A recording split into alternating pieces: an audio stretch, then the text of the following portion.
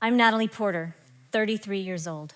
The night I walked into my parents' house in Westlake, arms full of hope and hands shaking with anticipation, my father called me the most useless child he had.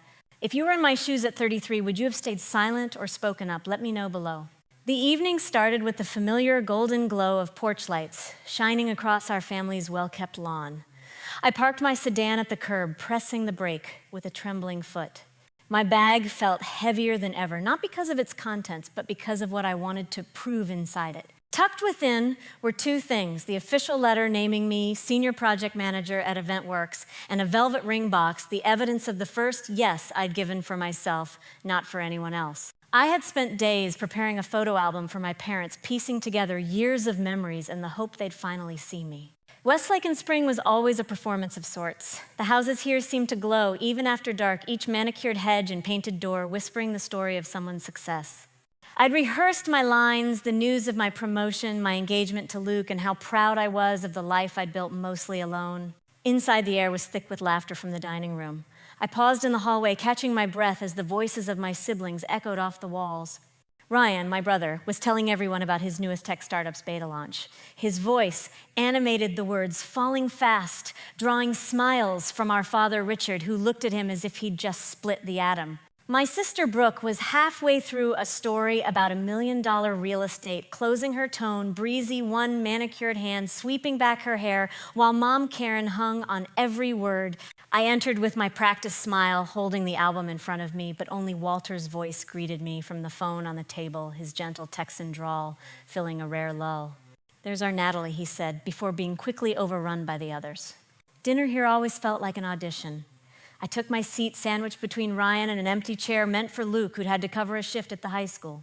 Ryan slid his phone across the table to Dad, who nodded with that rare approval he reserved for his son's every achievement. Brooke leaned in, laughing with Mom about a client who just couldn't close without me. Not once did anyone ask why I looked so excited or why my hands shook.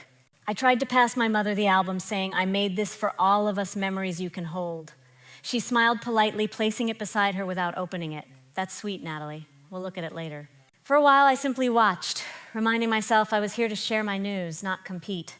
I glanced at the ring box, felt the hard edge of the promotion letter through my bag, and tried to steady my breathing. My father asked Ryan, "Did your app hit the next milestone?" Yet he didn't meet my eyes.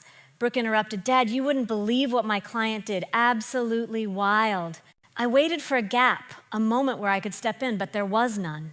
Instead, I listened as the conversation rolled over me, the same old tune of triumph, and praised my contributions invisible as ever.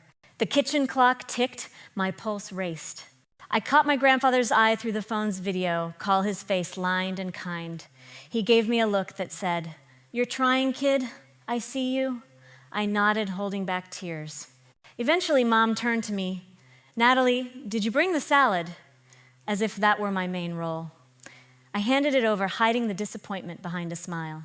My achievements, the late nights, the careful planning, none of it mattered here. But still, I held on to hope.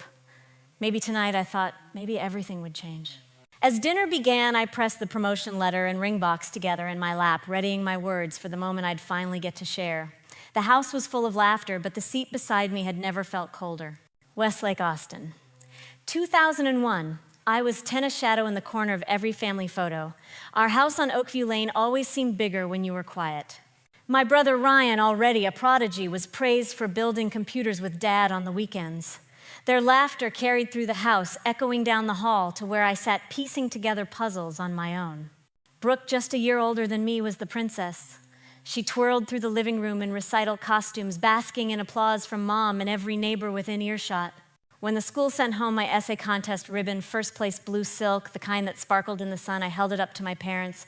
Mom smiled distractedly, folding it away with the bills. "That's sweet, Natalie, but dinner's almost ready." Dad never looked up from his newspaper. Every year, Ryan's birthday brought new gadgets, a stereo, then a laptop, Brooke's closet filled with dresses that still had the tags on. On my 12th birthday, I opened a shoebox and found Ryan's old rollerblades. "They're almost new," Dad insisted. Ryan hardly wore them. Some memories are stitched together with longing. The summer before 7th grade, I was set to go to church camp with my friends. 2 days before Brooke's dance studio called, she needed a babysitter for her dog. Mom volunteered me, saying, "You're the reliable one." I stayed home, missing out, listening to Ryan and Dad cheering as they built his first website. Still, I tried to be what they wanted, quiet, helpful, low maintenance. At Christmas, I wrapped Brooke's presents for her. At Thanksgiving, I set the table while Mom and Ryan argued over which college he'd choose. Walter, my grandfather, was the only one who noticed. "You're the glue, Nat," he said once, calling from Amarillo, his voice crackling with pride. High school blurred by in a series of half-celebrated wins. When Brooke got into UT Law, the whole family went out for barbecue. My acceptance to UT Austin merited a quick nod from Dad and a "be sure to call your sister when you get there." I saved up my babysitting money knowing I'd need it for books. Ryan was given a car. I got the bus schedule. Mom said, "You're so independent, Natalie." That was their word for invisible. On graduation day, I posed in my cap and gown at the edge of every family photo, half smiling, holding on to the thought, maybe college would be different. Maybe I'd finally find a place where my best would be enough. The night before I left for Austin, Walter called. "Make them remember you, Nat," he said. I promised I would, and for a moment I believed it. Austin, 2012. The day I moved into my first dorm room at UT, the air was thick with summer dust and possibility. The room was the size of a shoebox, its only view, a concrete courtyard where students sprawled out on blankets, laughing and dreaming out loud. I taped my family photo, the one from my high school graduation where I stood at the edge onto the cinder block wall and told myself, this is where you start becoming someone. Classes were tough, but part-time jobs were tougher. I took shifts at the campus event center, learning to set up stages and wrangle volunteer sign-up lists with a smile. Nights I'd collapse onto my narrow bed shoes, still on, scrolling through emails about last-minute catering changes. I'd call Mom for advice and get, "You're so good at finding solutions, Nat. We never worry about you." It always sounded like praise, but it felt like dismissal. The first semester, Brooke called in a panic. "Natalie, my financial aid fell through," she whispered. "If I can't pay by Friday, I lose my place at law school. You're the only one I can ask." I hesitated looking at my bank balance, not much left after textbooks and groceries, but wired $8,000 I'd scraped together from scholarships, babysitting, and those relentless event center shifts. Brooke texted, "Thanks, you saved me," and didn't mention it again. When she graduated 2 years later, the whole family drove up for the ceremony. Dad cried when they called her name. I kept working, moving from one cramped apartment to another as I moved up. When I landed my first event coordinator job downtown, it felt like stepping into someone else's dream. The office was all glass and noise, a wall of calendars marking upcoming conventions and galas. My boss, Serena, was sharp-eyed and never slept. She noticed how I volunteered for extra shifts, how I always brought solutions, not complaints.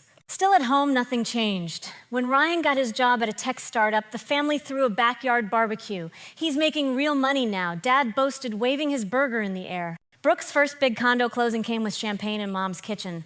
My own milestones, promotions, glowing reviews merited a quick, "That's nice." Natalie, before conversation shifted back to my siblings. By 24, I was earning enough to rent a one-bedroom near the river. It wasn't much, but it was mine. Still, I sent $2,100 each month to help my parents with the mortgage. Mom always said, "It's just until we get back on our feet."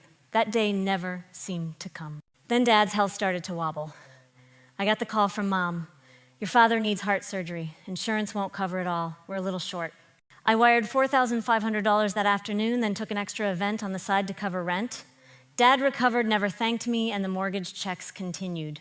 Late at night, I'd walk along the river, watching the lights on Congress Avenue shimmer across the water. Sometimes I'd wonder what it was like for people whose families showed up for them, who cheered their wins, not just their reliability. That was when Luke first came into my life. We met at a networking event. He was there by mistake, covering for a teacher friend, lost in a sea of planners and sponsors. He spilled coffee on my blazer and apologized with the kind of sincerity that made me laugh for the first time all week. We started meeting for dinner after work, sharing stories about demanding parents and chaotic classrooms. Luke always listened, never once making me feel like I had to prove myself. Years blurred together in the cadence of work and family obligation. My savings grew slowly at first, then steadily $140,000 by the time I turned 33, mostly because I never spent on anything for myself. The events got bigger, my titles longer, but at home I was still the helper, the one expected to pay, to step aside, to keep the peace. Every holiday I'd drive back to Westlake with a trunk full of groceries and gifts. Dad would ask about Ryan's job first, then Brooke's latest client. "How's event planning, Natalie?" he'd say in a tone that made planning parties sound like organizing a lemonade stand. I'd smile, not letting him see how the words stung. I kept receipts for everything: tuition, for Brooke's surgery, for Dad, the mortgage payments. Sometimes alone in my apartment, I'd line them up and remind myself, you did this. You kept them afloat.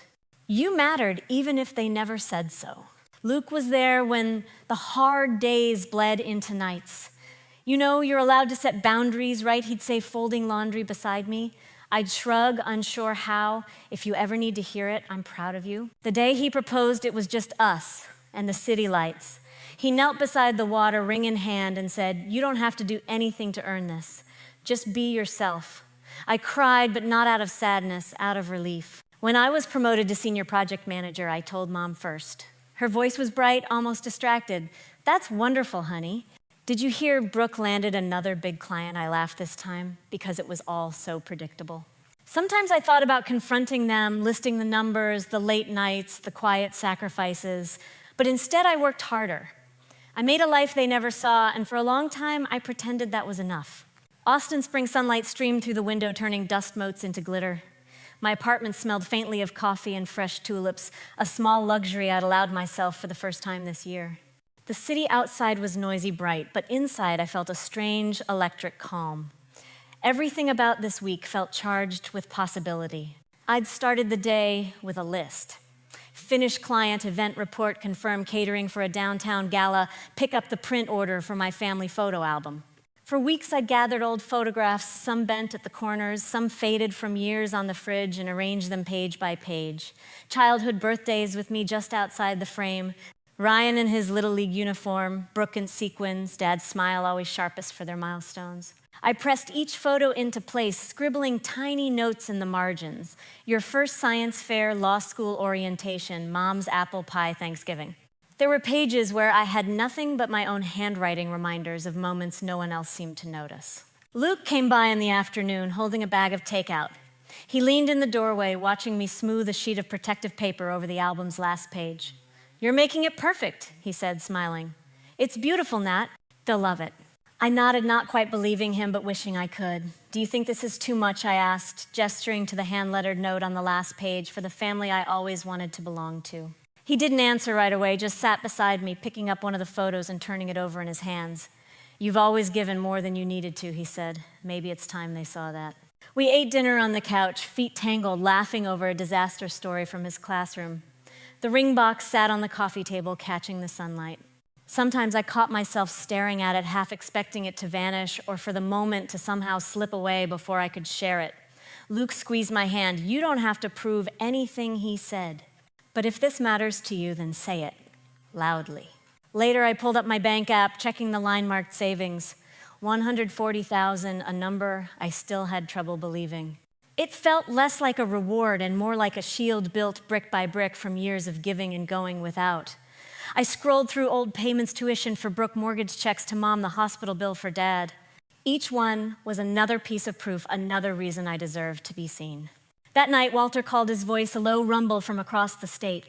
"You ready, kid?" he asked after I told him about the promotion, the album, the dinner. I hesitated, not sure what ready even meant. "You know you don't have to fix everything right," he said, a note of sadness under the grit. "You do too much for them, Nat. Let them see you this time. I promised I'd try." I spent hours writing and rewriting my big announcement, rehearsing it aloud. I have something to share. I practiced in the bathroom mirror, willing my voice not to shake. I imagined how they'd react. Dad surprised, Mom teary, Brooke and Ryan proud for once. I imagined hugs, congratulations, maybe even a thank you. I imagined being seen. Packing my bag that night, I laid out the album, the promotion letter in its envelope in the ring box. The apartment was silent, but felt full somehow. Luke found me staring at the pile anxiety playing on my face. He put his arms around me. "Whatever happens, you're enough," he whispered. I leaned into him, letting the words settle deep inside. I set my alarm for dawn, the city still humming outside, and slipped into bed with a nervous smile. Tomorrow I would walk into that house with more hope than fear, determined to show them all that I was worth seeing. As I drifted to sleep, I thought of Walter's voice, of Luke's steady support, and of the last line in my letter, "Maybe this is the night everything finally changes." Westlake, Austin. Spring 2024. The night air was soft, carrying the faintest scent of cut grass and bluebonnets in bloom. I parked on my parents' street heart, pounding a little harder with every step up the flagstone path. My hands shook as I balanced the photo album in a tote bag heavy with hope. This was the night I told myself when everything might finally change. The porterhouse glowed with its usual warmth, the porch light left on as if expecting someone special. My parents' voices echoed down the hall as I let myself in. Brooke's laughter rang from the kitchen high and bright while Dad's low baritone floated through the living room. I paused, taking a breath before stepping inside, trying to gather every ounce of confidence I'd spent years building. Inside the house looked just as it always had: family portraits on the walls, Ryan's soccer trophies in the display case, Brooke's law degree framed over the piano. My own diploma sat on a shelf, half obscured by knickknacks, a silent reminder of where I stood in the family lineup. Brooke was recounting a story to Mom, waving her hands as she described a difficult client who finally closed on a luxury condo. Dad and Ryan were already seated at the dining table, deep in conversation about the next app launch, their voices growing louder with every boast. No one looked up as I entered, but I smiled anyway, setting the album on the sideboard with care. I approached Mom, pressing the album into her hands. "I made this for everyone," I said, letting my hopes spill out with the words. She smiled, placing it on the counter. "That's nice, Natalie. We'll look at it later." "Can you help set the table?" There was no time for sentiment, not with guests to impress and a roast in the oven. Luke sent a message, a photo of the engagement ring on our coffee table with the words, "You got this." I smiled at the screen, holding his faith close. Walter had called earlier, reminding me to let them see you, but the din of conversation in the house made it hard to believe I could ever cut through the noise. As the evening settled into routine, the table filled with food and the ritual of passing plates and sharing stories began. I listened to Ryan and Dad debate the finer points of a new software update, their energy bouncing off each other like old teammates. Brooke's voice never wavered, confident, and practiced her stories, landing laughs and admiration in equal measure. I waited for an opening, searching for a gap in the conversation where I could announce my news, but every time I drew breath, someone else spoke first. Brooke's client, Ryan's code, Dad's nostalgia about the days before smartphones. My mother interrupted only to ask me to refill the iced tea or check the bread. My gifts, my words, all waiting for a moment that never came. Dinner wore on the pace, picking up as everyone vied for attention, the album I'd made sliding further down the counter out of sight. At one point, I caught Mom looking at it, but she turned away, absorbed in making sure Ryan's steak was just right. No one noticed the envelope in my lap or the ring box tucked at my side. The ache of invisibility settled in my chest. I wanted to scream, to stand on the table and force them to listen. Instead, I cleared plates, offered seconds, and tried to keep my smile from cracking. "Brooke, did you close that deal with the investor?" Dad asked, pride thick in his voice. "She did," Mom answered, beaming. "Ryan, tell us about the new beta test. Is the company sending you to California again?" Ryan launched into his story, and I waited, one hand curled tight around the envelope in my lap. The longer I sat, the more certain I became that there would never be space for me at this table, not really. At last, I stood hoping to catch their attention with movement. I walked to the sideboard and picked up the album. "I made this for all of us," I said, trying to inject cheer into my voice. I wanted to remember everything, all the things we've done together. Mom smiled, but didn't move to open it. "That's thoughtful, Natalie. Just put it there, okay?" Her voice was gentle but final. The ache grew sharper. The clock in the dining room ticked on, marking the slow, steady passing of time. I sat again, feeling smaller with every minute, surrounded by people who didn't seem to see me at all. Ryan raised his glass. "To family," he said. The others echoed him, laughter ringing out as they clinked glasses. I lifted mine last, not quite believing the toast applied to me. For a while, I watched the others, the easy way they inhabited their roles, how naturally the conversation flowed around me and never through me. I wondered if my place in this family had been decided before I was born, and if there was anything I could do to change it now. As the night stretched on the weight of my album and my news grew unbearable, I pressed the envelope and ring box into my bag, heart pounding. I told myself I'd wait for dessert, for coffee, for some perfect pause to finally be seen. But I knew deep down that I might leave this house tonight just as invisible as when I arrived. The dining room had grown quieter, the initial bustle of dinner replaced by the lazy rhythms of half-finished drinks and the gentle scrape of forks on plates. Outside, the streetlights blinked on washing the yard in gold. It was the kind of night I'd always imagined for family milestones, the sort of evening where big news could be celebrated, where someone like me might finally matter. But inside, the only things that seemed to matter were the achievements of everyone else. I watched Brooke recount her latest deal, the condo closing that Mom called a triumph. Dad nodded, beaming at her pride shining from his eyes. Ryan described a new round of funding at his startup, complete with numbers that made my parents' jaws drop.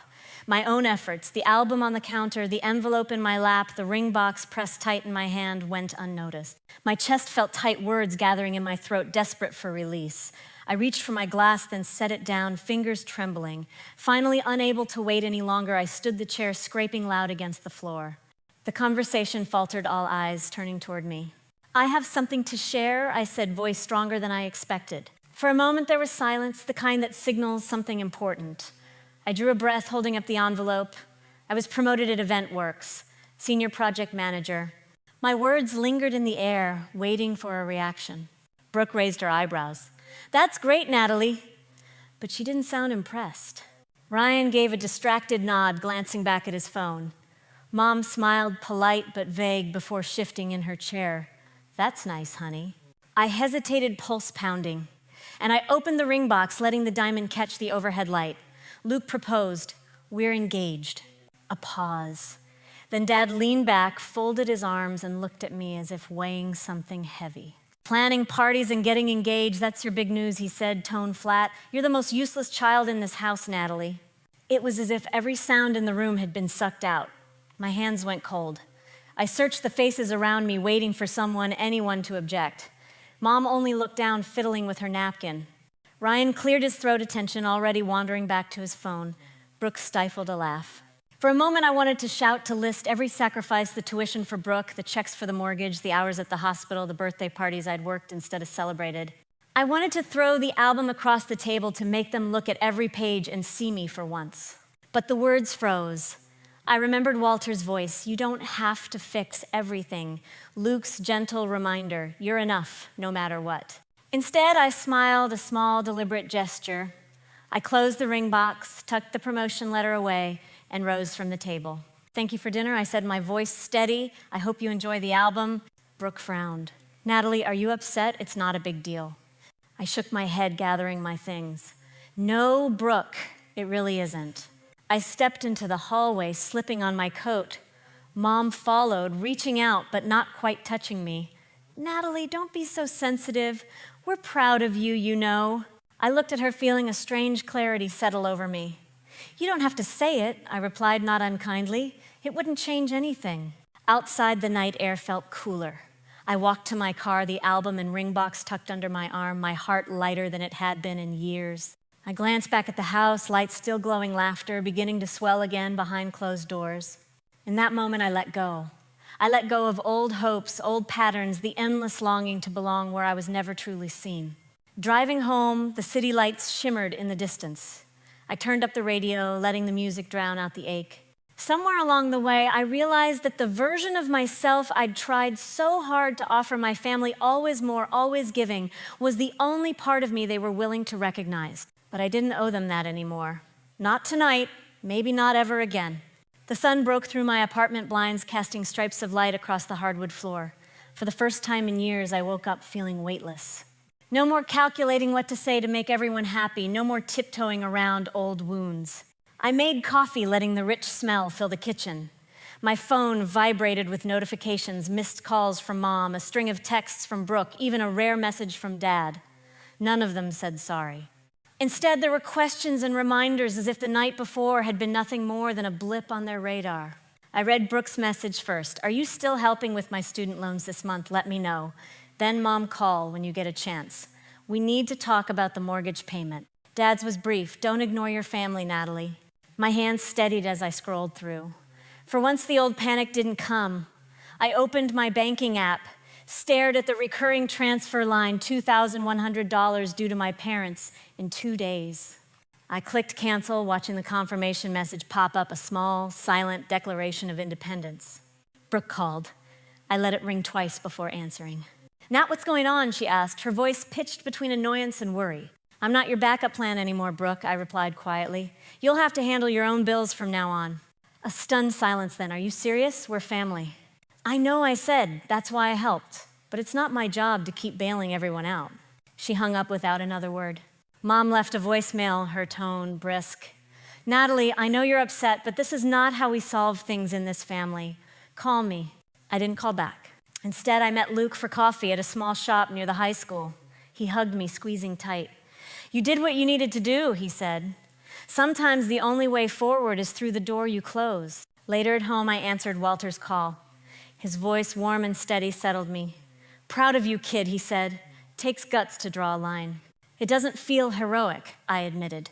It feels empty. That's what freedom feels like sometimes, he replied. Give it time. I filled my afternoon with small victories, laundry-folded emails, answered a vase of fresh tulips on the windowsill. Each act felt like reclaiming a piece of my own life, a quiet justice after years of putting everyone else first. That week, more messages arrived. Brooke sent a final clipped text, good luck with everything. Mom wrote, we love you, but you're making a mistake. Dad sent nothing else. Ryan was silent, as if the drama barely registered. I watched the recurring payments fade from my account, the savings I'd built, $140,000, now fully my own. I ordered a bouquet for Luke's classroom, a small thank you for standing by me when I was unraveling. At work, Serena noticed a change in me. You look lighter, she said, handing me a stack of files. Promotion still sinking in. I smiled for once, meaning it, something like that. The next Sunday, Walter called again. How's your heart, he asked. Still beating, I said, glancing at the family album now tucked away on my bookshelf. He chuckled.